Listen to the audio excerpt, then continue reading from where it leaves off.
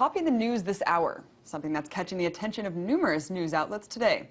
Well, dead people have won elections in the past, so could felons be next? If West Virginia Democrats have something to say about it, the answer may be yes. Take a look at some of these headlines. They pretty much tell it all. Texas inmate wins 41% of the vote versus Obama in West Virginia's primary. Obama loses to felon in several West Virginia counties. 4 in 10 choose convict over Obama in West Virginia primary. Against Obama, even a jailbird gets some votes. Why felon Keith Judd did so well against Obama in West Virginia. That's right, folks. The man you're looking at right now is a man named Keith Judd, and he's actually giving the president a run for his money. Judd is currently serving a 17-and-a-half-year prison sentence at a federal correctional institution that isn't even in West Virginia for making threats at the University of New Mexico in 1999. Now, for many of the people who voted against President Obama in this primary, it wasn't exactly about electing a convicted felon to office. It was about sending a message to President Obama that they're willing to take almost anyone over him, and that he better shape up or ship out. Let's take a look at the breakdown from the votes from the Democratic primary. President Obama won 59% of the vote, while Judd took a whopping 41% of last night's votes. That's enough to earn him multiple delegates to the Democratic National Convention. But no one has registered as a Judd delegate yet. West Virginia is a Democratic state, but its voters voted against Obama in protest of his coal policy, which they feel impedes the industry's growth in the state. West Virginians aren't the only ones who are unhappy with the Obama administration's policies. Students leaving academia in this country are being left behind with a lurch, the ball and chain of debt that will follow them for life. A couple of weeks ago, it marked one T-Day where student debt hit the $1 trillion mark. Let's take a look at some of the stats. Currently, $67 billion of student loans are in default, and the Education Department has 23 private debt collectors chasing the borrowers. So with this much debt hanging over the heads of students, how can those entering the workplace possibly be expected to ever get back on their feet? For a look into the Occupy movement's efforts on student debt, I'm joined now by independent performing artist AaronCalafato. Aaron, what is the Occupy movement strategizing here to deal with the debt crisis? Well, I think a lot of it has to do with just specifically trying to figure out why it is that, students that are coming out with, $25,000 worth of student debt now, their degrees are devalued. I mean, in some of my work, I talk about the bachelor's degree kind of becoming like a piece of American cheese. And while I think a lot of people like American cheese on sandwiches, I don't know how valuable that is in the workplace. And in all seriousness, it's just disconcerting. Because the value of the degrees are going down, and as you guys have reported, and other media outlets, the prices are going up. They're skyrocketing. So it's putting our young workforce into a lot of debt, and it's really hurting, I think, creating sort of a stagnation with the current economy. Aaron, why should the average American care about this enormous balloon of student debt? I mean, a lot of people aren't in college, and they don't really have any relation to the debt crisis for students. Why should they care? Well, I think it's interconnected. I mean, we have $1 trillion of student loan debt in this country, and that's surpassed credit card debt. So if you think about anybody who's, watching this program or listening, if you have a credit card in your pocket, think about that across the country, and just know that all of that credit card debt combined does not equal the student loan debt that we have in this country. And I would say generally, in the last 20 years, a lot of the younger generations, my generations, were kind of pushed to go to school in the sense that, look, I mean, at one point in time, you had sort of a choice. When you got out of high school, there were, factory jobs available. So college wasn't necessarily something that you had to do. Well, as industries started to leave cities like Cleveland, Ohio, and Philly, and Pittsburgh, and Detroit, and et cetera, those options became very slim. So then it became, to get a living wage with this high cost of living, if you're living in a city or a metro area or even a suburb, you had to get a college degree. And I think in that 20 years, they sort of short-sold the American student, and that's been unfortunate. So I think everyone should care because it affects, I would say, everybody. Well, what about we saw the student debt clock ticking away behind you there while you were talking. But Aaron, I mean, let's look at the reality of the situation. There's 23 private student loan industries who are, going after the borrowers pretty aggressively here. What is it for the students to do? They can't expunge their debt into bankruptcy. So what can they do, and really what is the Occupy movement doing about it? Well, I think, there's been a couple of things. I mean, what I know the Occupy movement with my association and some of the writing that I've done, I'm performing and being brought in by Occupy Dayton, which is a city in Ohio. So I think the Occupy movement, it's an argument. It's a small sliver of what they're trying to talk about. But I think where we're at right now is trying to essentially organize what we're going to do. I know, for instance, Robert Applebaum, who I'm sure you're familiar with, who has ForgiveStudentLoanDebt.com, and he's talking about the idea of forgiving student loan debt to stimulate the economy. So I think where I'm at right now, I can speak as an artist. My responsibility is to start that conversation. And you asked a very important question, what can we do?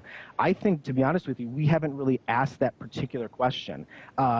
It really asked it and really started to try to find answers. So I think, through my play and the work that I'm doing as a performing artist, and then through my association with Occupy and Robert and different individuals who are involved in reform specifically, we're trying to create a specific question that will actually lead to eventual change. But we have to have the conversation, a real meaningful conversation first. So Aaron, you're talking about kind of different artistic ways and just ways kind of out of the box to start the dialogue, to start people talking about this issue. We just had one Tea Day, which was a good pinnacle for people to be aware of the crisis. And you have other people calling for more extreme measures, occupying foreclosed homes, trying to occupy even facilities at some school campuses. Do you agree with those measures to get your message across? Well, I think, for me, where I'm at right now personally is trying to figure out those particular options. I think in some instances, I read an article today where they talked about, voluntarily defaulting on your loans. Now, that's something personally I don't advocate. I know, people I've associated with, Robert Applebaum, Ray Roca, people who have been involved in this reform movement, we don't necessarily advocate defaulting. That's not to say that that action wouldn't be a measure that would cause change. But right now, there isn't the support system for an individual to say, okay, I'm going to voluntarily default on my loan because, as you mentioned, they're going to go after you and you have no support system. You have no bankruptcy rights. So it's really difficult. But I think, to answer your question, I think specifically, some of those ideas are viable. I just think what we have to do is really kind of create a cohesive dialogue between people in Occupy, not in Occupy, students, former students, artists, entertainers, people who are writing. I think that kind of conversation needs to come together so that we can actually create, a unified dialogue to figure out what we're going to do, because there isn't a really definitive, clear answer. Forgiving student loan debt, that's a definitive answer. But, there's a lot of us who think that that could work, but at the same time, as you know, there's a lot of opposition against that. So we're trying to find something that's effective and helpful for everybody.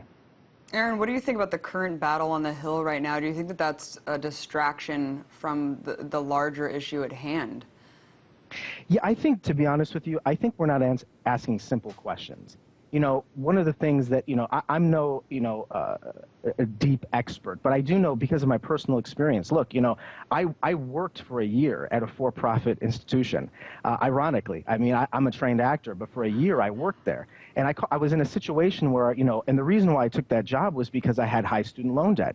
I had a mixture of privatized loans and federal loans. And these privatized loans were so high that, it caused me to sort of shift my approach and look for a job that I could pay those off. Well, that's fine. But what was interesting was it was sort of my insight into the larger issue that you're referring to. I'm here as an admissions advisor for a year at a for-profit school, enrolling students and putting them into debt so that I could pay off my own student loan debt.